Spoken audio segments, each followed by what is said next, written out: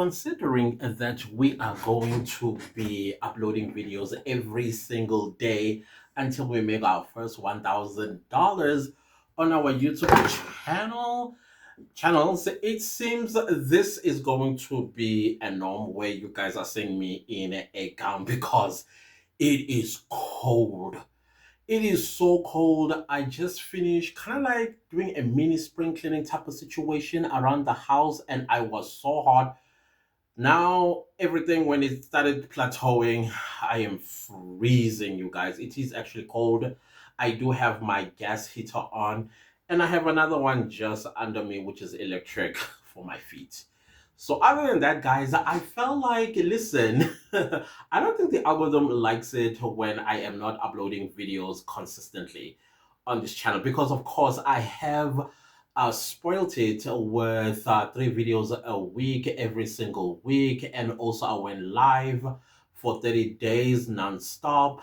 And also I think there were times where I was also uploading every single day for like 14 days in the past. So the algorithm is not used to me not being present on my channel. So the arrows are beginning to kind of like plateau as well. And you know when the arrows start plateauing, that's not good news at all. It's actually from when you get that tick, the green tick, you know that things are like taking. So it's time to wake the algorithm again, not to forget you. However, I thought while I am here, I think this is going to be the last video before I start my everyday upload until this channel is monetized and making 1,000. Its first $1,000 challenge starts on the 1st of July. So I thought, let me say some few things that I wish I would see from South African content creators. I know what I'm going to say may be outreaching and probably also might be out of touch. But that does not mean just because you and I feel what I'm about to say on this video is out of touch or out of touch with reality of what actually is going on out there, especially in the national government of national unity economy type of situation. Is no longer Ramaphosa economy, it's now GNU economy. When are they announcing the government list out there? Anyways, we are not there. So these are the 8 niches I wish I could see South African YouTubers kind of like embarked upon. The first one, which happens to be my very, very favorite, which is trip report. It's not like South Africans or some South Africans are not traveling, going to other countries. And if they do travel, it's not like they are on a donkey and get to themselves to the other side of whichever country they are going to. They use airplanes, and some even use business classes, others use first classes if the airline has a first class, and others are using premier class, others are using economy. I would assume many use economy because, once again, the GNU economy may not allow us to fly business unless your company buys you a business class ticket or a first class ticket, again, depending on the airline that you are going to be using. So basically, a trip report, it is where you take your flight from Johannesburg or wherever you are from in South Africa. Let's say you are going to London, and then you are taking British Airways A380-800, and you probably in a business class, where you basically take us through that process. The process when you get to the airport, going to the British airline lounge. Is it either first class or business class or premier class? I don't know, whatever it is that they have. The food and the variety of foods that they provide there or they offer, and to the time where you board your plane, when you get to your seat and you show us your seat, and all the shebangs, the food that you're going to be eating. But before all of that, you boarding, you basically introducing us to your seat, and possibly while you are still on the ground, you are able to review the products of that particular airline. The seat basically is what I'm talking about, what the seat can do, what features it has, on and on and on, including the screen in front of you, how does it function, and things of that nature. And then when you taxi out, when you push back taxi into the runway, and the takeoff process, and everything that takes place at 39,000 feet or 35,000 feet or even 40,000 feet. If you are in an A380, of course, there is going to be a shower if you are traveling business class or first class, I think. And possibly even take that shower 39,000 feet above the ground, the experience, etc., and so on. And then once you are done and you've landed in London or wherever it is that you are going to, you basically tell us the experience as well as how much the entire trip cost you, particularly that class that you bought your plane going to London and stuff like that. I feel like this is such a great niche to pursue, and it does pay mid to high CPM. By mid, I'm talking like somewhere around $10 per 1,000 views, to high end, which is around $50, $55 per 1,000 views, all depending on the type of topics within the trip report you would have mentioned. The second one, which is almost the same as the trip report, but this one is more specific and niched, travel vlogs. If you are traveling maybe for work and you always travel for work, like consistently, your bedroom is in the air because of your job, turn that into a travel vlog where you'll be doing trip reports, product report of the flights that you are taking or the airline that you are taking to wherever you are going to. And then the hotel, review the hotel. If it's a lodge, review the lodge. If it's Airbnb, review the Airbnb and the activities around that place or that destination where you ended up. Of course, you're doing this at your free time, not on your work's time.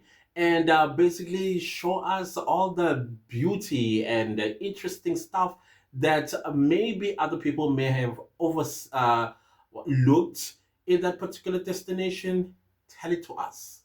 You know, sometimes, I mean, not sometimes, most of us, even though we cannot afford any of these things that I'm going to mention in this video, but we love living vicariously through other people. As long as you are able to afford this or you have the privilege of traveling because of your job, we want to live vicariously through you. That is why you will get a lot of views and subscribers of people like me who live vicariously through people like yourself. If you do have these opportunities or privileges or even the money to do it yourself. Even if you don't have money to do it yourself, like you start from scratch, start within the country, like you fly to Cape Town and do a flight review of that particular airline that you took to Cape Town. And when you get over to Cape Town, and then you tell us the experience, the seats, you name it, all that stuff. And then you gain yourself a following. And then that following is going to end up becoming a big following, so much so that now you are able to afford to buy yourself a plane ticket to an international destination where now you have all the provisions in front of you to do a trip report on a particular airline that you are going to take to wherever that you may want to go. It doesn't have to be that far and doesn't have to be that expensive either. You can still fly within a SADC region or even East Africa or West Africa, as long as you will be able to afford that ticket and the particular airline you are going to take is going to allow you to do these trip reports. The other one is reviewing hotels and lodges, which is something that I also included in the travel vlog. But this one again is a specific niche. You've done you're not interested in trip reports, you're not interested in travel vlog, but you are interested in hotels and lodges that you resorts and lodges that you stay at. And so you review them, rate them, and then talk about them in whichever way that you experience them, right? Product review. I don't see much of product review. Most that I see with South African YouTubers is hauls. South Africans love hauls. I would love to see a South African YouTuber that I know again it's going to require money, where you review like a product like this one.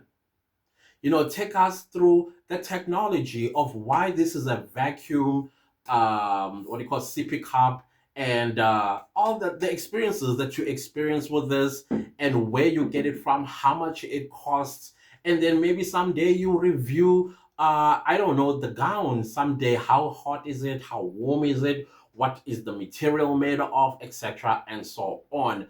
I would so love to see something like that done. And maybe there are YouTubers, South African YouTubers that do this, and I'm specifically speaking about South African YouTubers, not excluding anybody. If you are from elsewhere outside of South Africa and you are finding this video informative, maybe it's something that you can also do as well from your own country, or maybe an idea you can take from this video and pursue it and make yourself some decent amount of money on YouTube. So you can do that. I know again it requires money.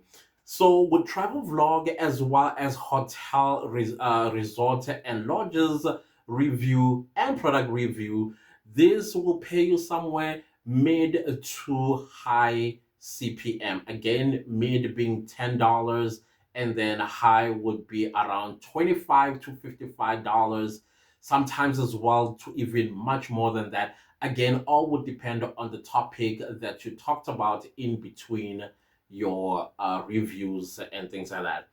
And then the other one that I love to watch is done mostly by Marquez Brownlee. It's done by who's the one? Why this guy's name is it's here, but I can't. Okay, anyways, what do you call this? Tech review, tech reviews. I know again it requires you to always have money to buy a new gadget, come review it. But what I've noticed is it is also okay to go and review an old phone. Like make comparisons of this cell phone and the new version of the old cell phone. You may even not even have the physical product of the new phone, but you still have the old version. Review the old version. Tell your audience what this can do, what is it capable of, what features it has, and features that are also hidden from the old device versus the new device. You understand what I'm saying? Start small. You can even review like these new gimbals that are AI made, where they can track your face and then they can follow you around. I mean, you can invest something like 500 Rand and buy it at Takealot and come back and review it. I'm going to be reviewing one that I bought myself. I think I bought it for 760 Rand at Takealot. I'm going to be reviewing that product and show you what it does and its features and what it offers. Hopefully, it will influence somebody to also get themselves one, because it's great when you are doing a live and you are cooking, or maybe you're doing a live and washing your clothes or doing some cleaning and things like that. These tech reviews, they pay pretty good, but they pay from mid to high CPM. But with mid, I'm talking like $15 all the way maybe to $150 per 1,000 views. So it's very important that you think about it, that every time when you do get a gadget that you just newly bought, review it, unbox it and review it. Know all the features and make sure that every feature that you are going to talk about, you understand as well, able to explain it to your audience.